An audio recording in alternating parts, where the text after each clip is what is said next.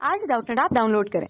Doubtnut पर अपने सभी गणित, रसायन विज्ञान, भौतिक विज्ञान और जीव विज्ञान के डाउट्स का करो सफाया। बस प्रश्न की फोटो खींचो, एक ही प्रश्न को क्रॉप करो और तुरंत वीडियो सोल्यूशन पाओ। अभी डाउनलोड करें। हेलो दोस्तों, आपका प्रश्न है 25 ml H2 50 सेकेंड में विस्तृत होती है। समान परिस्थितियों में 20 ml O2 को विस्तृत होने में कितना समय लगेगा।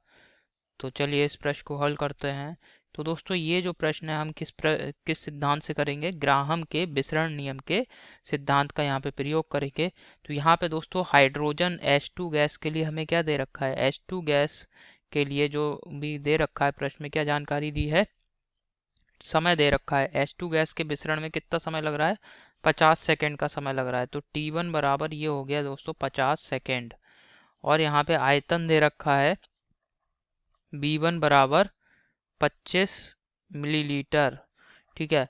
और यहाँ पे अगर हम हाइड्रोजन गैस का अणुभार देखें, अणुभार M हाइड्रोजन H2 बराबर 2 गुणा हाइड्रोजन का परमाणु भार 1।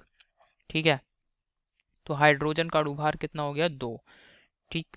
अब हमसे क्या रहा है, समान परिस्थितियों में अगर हम 20 ml ऑक्सीजन को ले लें, ठीक है, तो ऑक्सीजन का आयतन कितना हो गया, इसको हम B2 से लिख दे रहे हैं। ठीक है। तो ये ऑक्सीजन के बारे में यहाँ पे जानकारी लेंगे। ऑक्सीजन गैस के लिए यहाँ पे लिख रहे हैं। ठीक है। तो यहाँ पे ऑक्सीजन गैस की आयतन देख लेते हैं। आयतन कितना दे रखा है दोस्तों, B2 20 ml। 20 ml oxygen gas का आयतन हो गया। और O2 को विस्तृत होने कितना समय लगेगा, तो समय यहाँ पे ताप जो है उसको हम T2 से लिख दे रहे हैं। इसका मान हमें ज्ञात करना है। और O2 का अणुभार अगर देखा जाए MO2, तो ये आ जाएगा 2 गुणा ऑक्सीजन का परमाणु भार, और परमाणु भार क्या आ जाएगा 16। तो ये हो जाएगा दोस्तों 32 ग्राम प्रति मोल। ठीक है। तो ऑक्सीजन का अणुभार हो गया यहाँ पे 32। अब दोस्तों ग्राहम के विसरण नियम के अनुसार अगर कोई दो गैसें दे रखी हैं तो उनके विसरण की दरें R1 बटे R2, इनका अनुपात किसके बराबर होगा दोस्तों, इसको क्या लिख सकते हैं हम, विसरण की दरों का अनुपात दोस्तों गैसों के अणुभारों के वर्गमूल के व्युत्क्रमानुपाती होता है। अब R1 दोस्तों हमारी कौन सी गैस है, हाइड्रोजन। तो हाइड्रोजन का अणुभार MH2 और इसका अंडर स्क्वायर रूट हो गया। और R2 ऑक्सीजन गैस है तो इसका अणुभार का वर्गमूल हो गया। ठीक है। और विसरण की दर R1, इसको दोस्तों क्या लिखेंगे अब हम, R1 बराबर क्या हो जाएगा दोस्तों, हाइड्रोजन गैस का आयतन बटे इसको विसरण में, इसके विसरण के लिए कितना समय लग रहा है TH2 बटे, अब दोस्तों R2 ऑक्सीजन गैस ले ली हमने, तो ऑक्सीजन गैस का आयतन, ऑक्सीजन गैस का आयतन अर्थात BO2 बटे इसको विसरण, इसके विसरण में कितना समय लग रहा है, ठीक है, TO2 समय लग रहा है। तो ये अनुपात हो गया। तो R1 बटे R2 हम इस प्रकार से व्यक्त कर देंगे। और ये दोस्तों किसके बराबर आ जाएगा, अणुभार के वर्गमूलों के व्युत्क्रमानुपाती अर्थात MO2 बटे MH2 और इसका वर्गमूल। ठीक है। अब यहाँ पे इस पूरे सूत्र को व्यवस्थित कर सकते हैं हम किस प्रकार से, BH2 बटे समय TH2 गुणा BO2, और ऊपर आ जाएगा दोस्तों विसरण में समय लग रहा है जो भी ऑक्सीजन को, TO2 बराबर अंडर रूट क्या आ जाएगा, अणुभार MO2 बटे अणुभार MH2। अब यहाँ पे सभी मान लगा देंगे इस सूत्र में। ठीक है। तो हाइड्रोजन गैस का आयतन कितना लग रहा है, हाइड्रोजन गैस BH2 क्या है, BH2 को दोस्तों हमने B1 लिख दिया। तो यहाँ BH2 का मान B1 लिख दिया।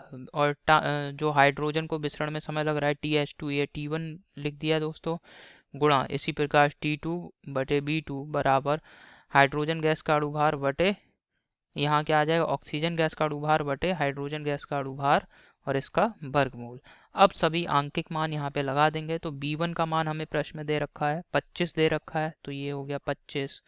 ठीक है। B1 का मान हमने लगा दिया यहाँ पे, B1 का मान 25 लगा दिए दोस्तों। और समय T1 का मान कितना लगा दिया यहाँ पे, T1 का मान 50 गुणा T2 बटे B2 दोस्तों ये 20 है। अब ऑक्सीजन का अणुभार लगा दिया यहाँ पे हमने, ये 32 हो गया, हाइड्रोजन का अणुभार 2, और यहाँ पे क्या आ जाएगा, वर्गमूल।